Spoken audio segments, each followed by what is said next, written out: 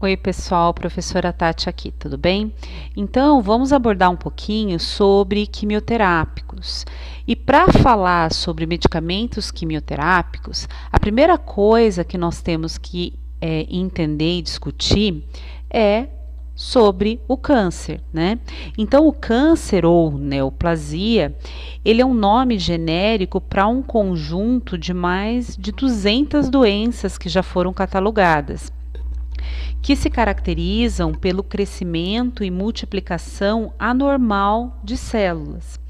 Então, o câncer ele tem um aspecto bastante relevante no tratamento hoje, porque cada vez mais nós podemos tratar, nós temos uma série de medicamentos disponíveis para o tratamento do câncer e também de outras terapias que podem ser adotadas no seu tratamento. Então, o câncer, de uma forma genérica, ele surge com o crescimento desordenado das células. Então, as células, elas acabam se multiplicando de forma desordenada e vão então levar a essa característica. Então, a primeira coisa que acontece na célula é uma alteração de sua característica genética.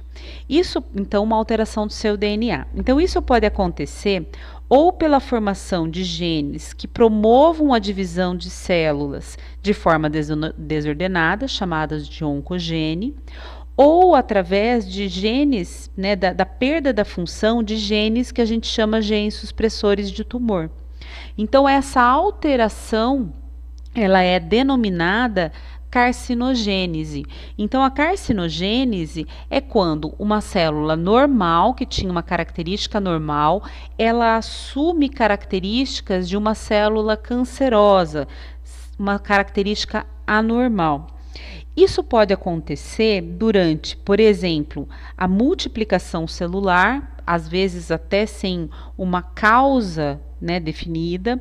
Pode sim ser em virtude de uma exposição a um agente do meio, então que a gente chama de agente cancerígeno, por exemplo, o tabagismo. Existem uma série de substâncias no cigarro que são conhecidamente agentes carcinogênicos.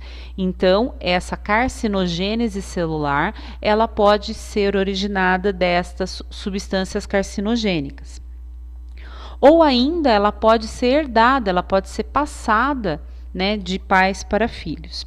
Então, essa carcinogênese leva essa célula a assumir um crescimento anormal, o que vai levar a uma célula de um tecido que antes era sadia a começar a crescer desordenadamente, se multiplicar de forma desordenada, dando origem ao tumor, e ainda possibilitar com que essa célula, através da metástase, invada outros tecidos. Então, essa célula cancerosa, ela tem uma capacidade importante de crescer de uma forma normal. Então, a célula que antes tinha um controle da sua característica de multiplicação, ela vai ela perde a sua diferenciação, levando a um crescimento exacerbado e a formação desse tumor, né? Isso, claro, de uma forma bastante genérica. Então, essa célula, ela tem a capacidade também de atingir outros órgãos do corpo, quando ela cai, por exemplo, na corrente sanguínea, então através do sangue ela vai atingir outras partes do corpo, ou ainda através dos vasos linfáticos, o que a gente chama de metástase. Então, essa célula vai acabar se alastrando para outras áreas do corpo, ok? Então, pessoal, o câncer, ele sempre vai levar a doença, ele vai levar sempre o nome do local de sua origem. Por exemplo, o câncer de mama. Se o câncer de mama, depois a célula que deu origem a esse câncer, formar metástase em outra área do corpo, por exemplo, no fígado, ele leva o nome de câncer de mama metastático. E a gente sabe que existem uma série grande de diferentes tipos de câncer. E cada tipo de câncer, por exemplo, o câncer de pele e o câncer de pulmão, eles têm diferentes diagnósticos, diferentes tratamentos, eles acometem o paciente de forma diferente, com gravidades diferentes. Normalmente são diagnosticados em épocas diferentes, atinge uma maior faixa de uma população, por exemplo, do campo, da zona rural. Então, cada tipo de câncer tem uma determinada característica. E nós temos, imagina, uma série de mais de 200 formas de câncer já catalogados. Então, alguns exemplos importantes de câncer. Então, lembrando que o câncer ele recebe o nome em virtude da sua origem. Então, algumas palavras, alguns tipos mais comuns assim que nós escutamos, principalmente na literatura, são o carcinoma, que eles começam na pele ou em tecidos que revestem alguns órgãos, principalmente órgãos internos. E existem, claro, além desse nome genérico carcinoma, existem alguns subtipos. Por exemplo, o adenocarcinoma, que é um câncer que acomete o epitélio glandular. Então, ou, por exemplo, nós temos o exemplo de carcinoma, o carcinoma epidermoide, que é o carcinoma, que é o câncer de pele, né? Outro bastante conhecido, bastante divulgado, é o sarcoma. O sarcoma, ele tem algumas origens. Ele pode se originar nos ossos, na cartilagem, nas gorduras, no músculo, em vasos sanguíneos ou ainda em alguns tecidos conjuntivos, então alguns tecidos moles. Um exemplo é o sarcoma sinovial, que é bastante comum em jovens, acomete, né, dos cânceres que existem em pessoas jovens, ele chega até a 20% e acomete tecidos moles. A leucemia, que aí tem uma característica diferente, porque a leucemia, ela tem origem no tecido que produz o sangue, por exemplo, lá na medula óssea. E diferente da formação de um tumor, né, como o carcinoma e o sarcoma, a leucemia a gente tem já uma característica de atingir os tecidos que formam as células sanguíneas. O linfoma ou mieloma, que são aqueles cânceres que atingem e se iniciam no sistema imunológico, e o câncer do sistema nervoso central, que atinge, claro, órgãos e componentes do sistema nervoso central. Lembrando também que nós podemos dizer que os câncer ou neoplasias, eles também são chamados de tumores malignos.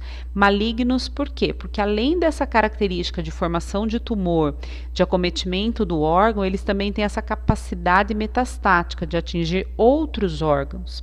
Diferente do que a gente chama de tumores benignos, que são também crescimentos anormais de células, mas que acabam não levando a metástase. Então, o tumor benigno, normalmente ele é facilmente tratado, porque ele simplesmente é retirado do local, ele às vezes até causa sintomas como dor, outros sintomas no paciente, mas normalmente ele está associado ao seu inchaço, ao seu crescimento. Mas ele tem um prognóstico muito, muito bom, justamente por não ter essa capacidade que os demais tipos de câncer têm de levar a metástases.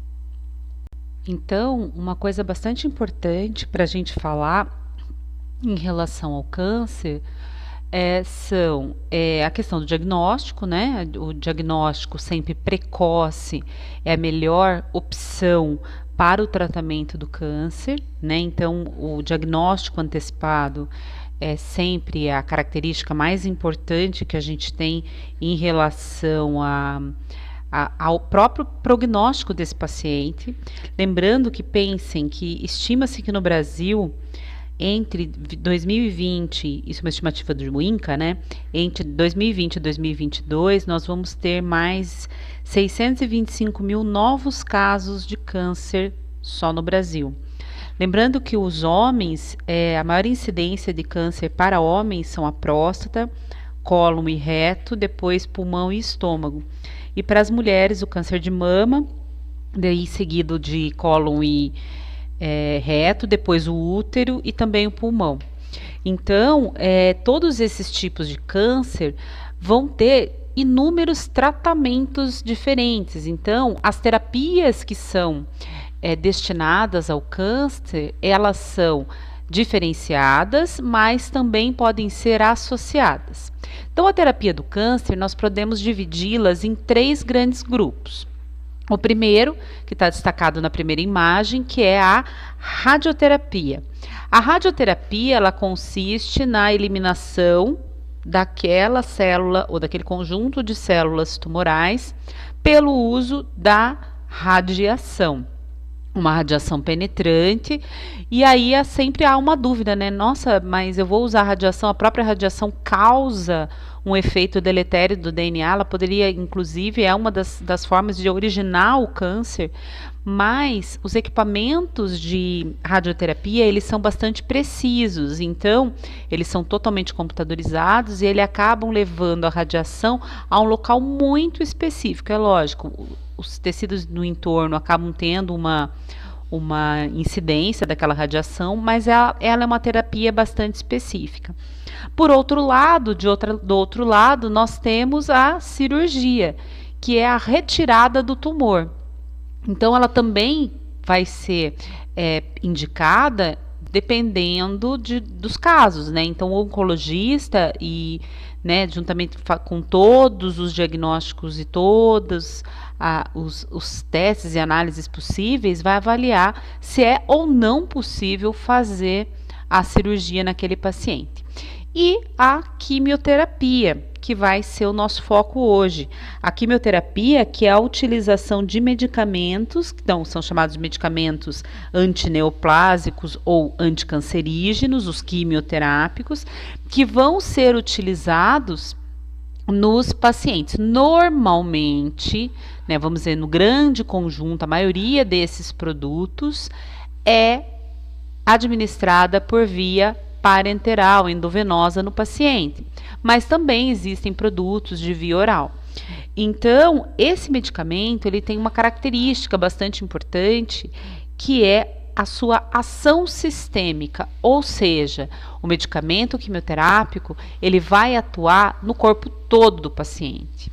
E aí nós vamos ter e vamos estudar também um pouco dos efeitos adversos do uso desses produtos. Nós não vamos abordar, eu não vou abordar aqui com vocês a 100% da farmacologia desses produtos. É claro que não é aula de farmacologia.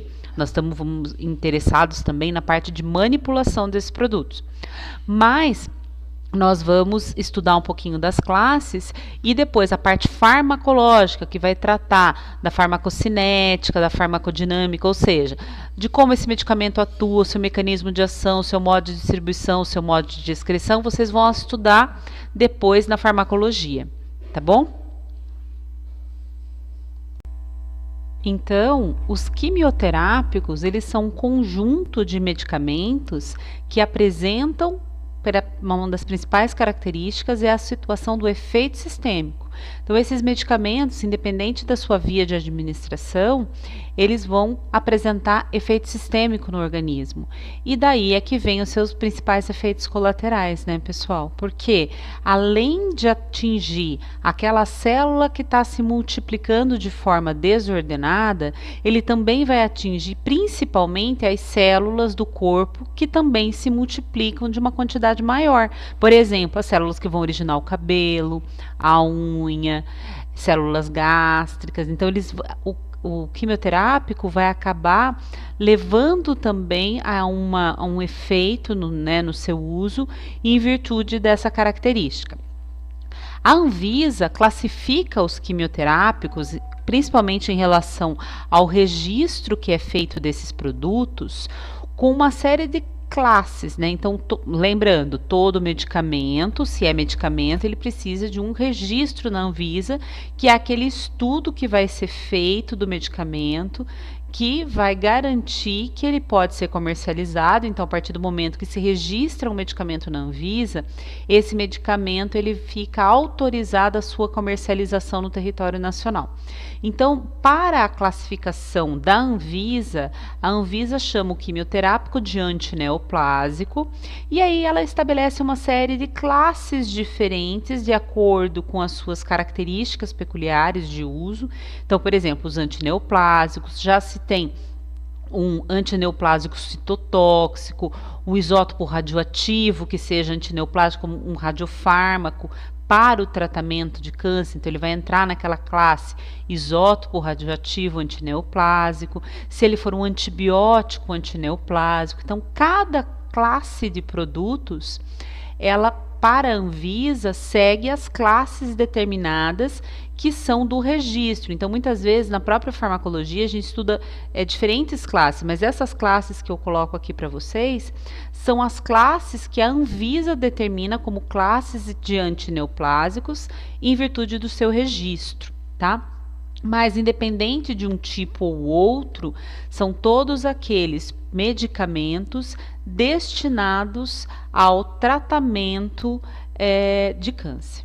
Então, para destacar as principais vias de administração, então nós temos a via oral, como possível, aquela que o paciente leva o medicamento para casa e faz o uso do medicamento na residência. Então, normalmente, a forma farmacêutica utilizada para o quimioterápico de via oral é o comprimido, normalmente comprimido revestido. Existem alguns produtos em cápsula também. Então, nós temos a principal via, principalmente quando oral, principalmente comprimidos, né, na sua grande maioria comprimidos e cápsulas. E para a via parenteral, seja intramuscular, endovenosa, subcutânea, intraperitoneal, esse medicamento tem toda a característica dos produtos estéreis. Então, normalmente são soluções ou suspensões aplicadas por essas vias e devem ter todas as características de produtos estéreis que nós estudamos. Lembrando que esse grupo de quimioterápicos estéreis, eles são sim, vamos dizer, 99% dos quimioterápicos estão nessa categoria, quando o paciente acaba indo até o hospital, fazendo uso desse produto lá no hospital. Então, esse produto, além de todos os cuidados por ser um quimioterápico, ele também deve ter os cuidados de esterilidade, a pirogenicidade, todos os cuidados na sua manipulação que nós estudamos e são aplicáveis à área de estéreis. Lembrando que os quimioterápicos, eles também podem ser classificados de acordo com a sua finalidade terapêutica. Então, os quimioterápicos, eles podem ser utilizados pensando-se no efeito curativo, embora que para tratamento em oncologia a gente nunca pode falar de cura. Na verdade, nós utilizamos o medicamento como uma busca da cura, mas nunca pode se dizer para o paciente, esse medicamento vai curar, porque a cura em área de oncologia, ela depende de inúmeros fatores. Mas aquele medicamento que vai buscar a cura, né, daquele determinado paciente. Mas quando o paciente, né, já atinge alguns estágios da doença mais avançados, aí nós passamos para outras opções em relação ao uso de quimioterápicos. Por exemplo, o próprio controle da doença. Então, o paciente ele já não tem mais uma expectativa e o oncologista não visualiza mais uma expectativa de cura, mas sim um controle da doença num estágio determinado para que essa doença não evolua rapidamente, para que a gente consiga melhorar a qualidade de vida do paciente e melhorar a sua sobrevida. E para aqueles tumores já em estágio mais avançado, nós falamos da finalidade paliativa, que são os famosos cuidados paliativos com o paciente. Então, nessa hora, o quimioterápico ele pode ser utilizado para controle do tumor, visando principalmente a diminuição dos efeitos e da melhoria da qualidade de vida do paciente nessa fase mais terminal. Lembrando que a escolha do medicamento, do quimioterápico, vem então voltado ao seu tratamento. Então, pessoal, a escolha do medicamento quimioterápico ela é feita pelo oncologista, né, em virtude do tratamento do que ele está propondo para aquele determinado câncer, e esses tratamentos eles sempre seguem protocolos clínicos já reconhecidos, né? Então, o medicamento ou o conjunto de medicamentos, sua dose de administração, o tempo, ele vai ser determinado principalmente com base nesses protocolos clínicos.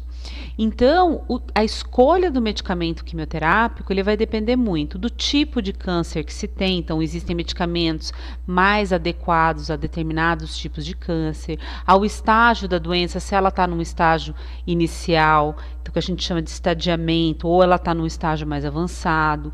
Claro, a idade do paciente, a condição de saúde dessa pessoa, se ele tem, por exemplo, a capacidade de deglutição ou não, se é uma criança pequena, qual é o estado desse paciente, ele está acamado, não está acamado, quais os demais problemas de saúde que esse paciente tenha e outros medicamentos que ele faz uso para avaliar a interação, né, medicamentosa que pode acontecer, né, nesse tratamento conjunto, porque o paciente faz o tratamento de câncer, mas não pode parar os demais tratamentos que ele faz.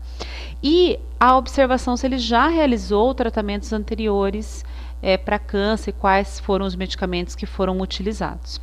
E aí, uma das coisas bastante importantes da gente destacar em relação ao quimioterápico, e aí entra um papel muito importante do farmacêutico na manipulação desses produtos, é que a maioria dos quimioterápicos é usada em intervalos curtos.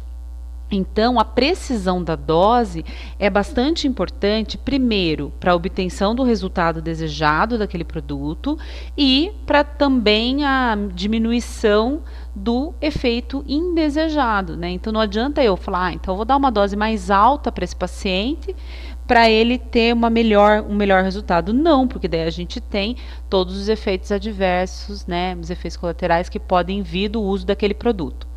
Então, por isso é uma manipulação que é bastante restrita ao farmacêutico. E nesse caso, normalmente a dosagem é feita pelo peso corporal do paciente. Então, por exemplo, um produto ele tem lá 10 miligramas por quilo. Então, a gente vai lá, avalia qual é o peso daquele paciente. Exemplo, um homem que tem 50 quilos. Então, nós vamos lá multiplicar. Então, a dose vai ser 500 miligramas e esse paciente vai utilizar essa dose 3 vezes por semana, uma vez por semana. Essa variabilidade também do tempo de tratamento é bastante grande. E pessoal, uma coisa bastante importante também da gente destacar são os efeitos colaterais da quimioterapia, né? Então, a quimioterapia, pela característica do seu efeito sistêmico, ela leva a uma vastidão de possibilidades de efeitos colaterais no paciente. Não que todas as pessoas vão ter efeitos colaterais. Alguns pacientes, inclusive, apresentam poucos efeitos colaterais. Mas esses efeitos colaterais mais comuns, a gente podia destacar o cansaço, a perda de cabelo, problemas hematológicos, né, como algumas hemorragias, infecções associadas, vômito, que é bastante comum, náusea, mal-estar e associado a isso a perda de apetite, consequentemente perda de peso, né? Problemas de deglutição, a pessoa fica com uma, vamos dizer assim, inapetência, né? Em virtude de toda essa característica que leva à alteração do sistema gastro, né, digestivo. Também podem ser relatadas problemas de pele, unha, problemas de pele seca, o que a gente chama de pele de papel, problemas de concentração, de problemas voltados a estresse, insônia, que também estão muito também associados à própria característica da doença.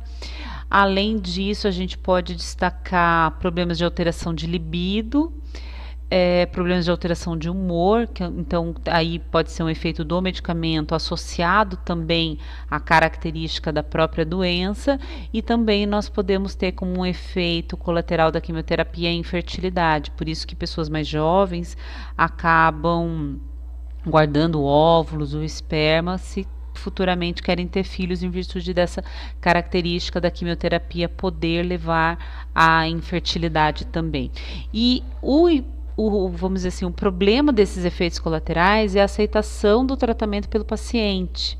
Né? Infelizmente, alguns pacientes desistem do tratamento em virtude desses efeitos colaterais ou acabam tendo uma piora da sua qualidade de vida em virtude desses próprios efeitos. Né? Então, é muito comum a gente ver pacientes em tratamento quimioterápico perderem muito peso, ficarem muito abatidos e com isso ter uma também piora da sua qualidade de saúde geral, o que também é uma porta de entrada para outras doenças. Lembrando que a quimioterapia também é imunossupressora, ela diminui todo o sistema imunológico da pessoa. Então, hoje a gente está vivenciando isso, né, no dia a dia, isso está aparecendo muito na televisão, o risco do paciente de quimioterapia em relação à doença do coronavírus, porque é um paciente que está imunossuprimido. Então, nós temos um agravamento do quadro do paciente em quimioterapia, em tratamento, se ele, por exemplo, tem o coronavírus, né? Então é um agravante. Inclusive, existem relatos aqui no Brasil de pacientes que estavam num tratamento, vamos dizer assim, estabilizado, né? Num acompanhamento do câncer, mas de uma forma estável, e que vieram a falecer em virtude do acometimento com o coronavírus, né? E também, além do coronavírus, outras doenças respiratórias e outras doenças podem vir a acometer esse paciente e acabar agravando o estado de saúde do paciente, não especificamente com câncer, mas a oportunidade que outras doenças têm de se instalar no paciente nesses casos. Pessoal, e daí uma coisa bastante importante que nós temos é a manipulação desses quimioterápicos. Então, a manipulação dos quimioterápicos está dentro, normalmente, de uma farmácia hospitalar, porque o médico prescreve o determinado produto e manda para a farmácia fazer a preparação para aquele paciente específico. Por isso que a dose é extremamente importante, o cálculo da dose, porque normalmente o médico manda o cálculo da dose, o peso do paciente, quantas miligramas por quilo, e o farmacêutico é que tem que determinar a dose do medicamento. E aí o produto normalmente ele é fracionado, como nesse exemplo que está nessa imagem aqui. Então, lembrando, se é um produto estéril, ele tem que ser feito o que a gente chama de manipulação asséptica, ou seja, com todos os cuidados necessários para que não ocorra contaminação. Lembrando que esse produto não vai ter esterilização final, ele vai ser diretamente encaminhado para o paciente. Então, nós executamos um fracionamento, na maioria dos casos, em capela de fluxo laminar, e nessa capela nós executamos, antes da manipulação, todos aqueles controles que nós estudamos para os estéreis. Então, essa capela, ela funciona como uma pequena sala limpa, né? Porque dentro dela o ar tem uma qualidade bastante grande, porque ele é filtrado por filtros absolutos, e a hora do fracionamento normalmente se pega a dosagem, se passa para uma bolsa maior, e essa bolsa com a dosagem adequada para aquele paciente daí vai ser aplicada no paciente pela equipe de enfermagem. Então, a manipulação ela passa a ser de observação e característica e exclusiva do farmacêutico, em virtude da sua criticidade.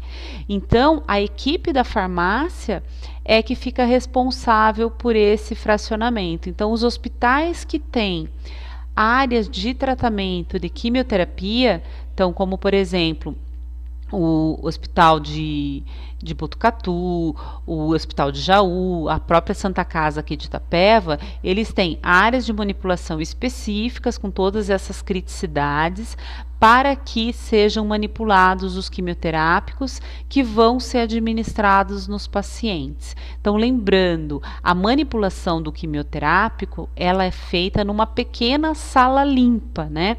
E essas áreas de sala limpa podem sofrer todas aquelas classificações que nós aprendemos da ISO, né? Então, elas são salas classificadas quanto à contagem de partículas totais e quanto às suas características microbianas, porque assim, fazendo a análise de partículas não viáveis e viáveis, nós conseguimos garantir que aquele pequeno ambiente de manipulação está adequado à manipulação desses produtos estéreis e quimioterápicos.